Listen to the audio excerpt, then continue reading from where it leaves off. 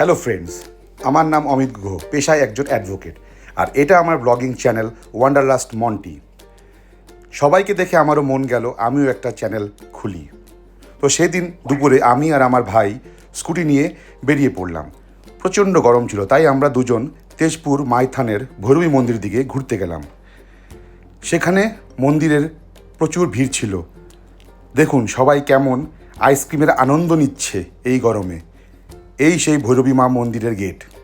তারপর সেদিক থেকে এগিয়ে চললাম হনুমান মন্দির দিকে। হনুমান মন্দির পার করলাম। যেতেই আগে সেই পিকনিক স্পটে দেখলাম দূরে কয়েকজন ছেলে বন্ধুরা পিকনিক করছে। যাক, গরমে কিছু একটু আনন্দ উপভোগ করছে ওনারা। দেখুন বন্ধুরা, এই গাছগুলো চিনতে পারছেন? ফুলের রঙটা, একে বলে অ্যাজার গাছ। আমাদের তেজপুর শহরের নানা প্রান্তে ভরে আছে এই গাছ, খুব সুন্দর। দুই ভাই এগিয়ে চললাম এই গরমে। কোথায় দাঁড়াই ভাবতে ভাবতে আমরা এই এক দারুণ সুন্দর স্পটে এসে পৌঁছালাম।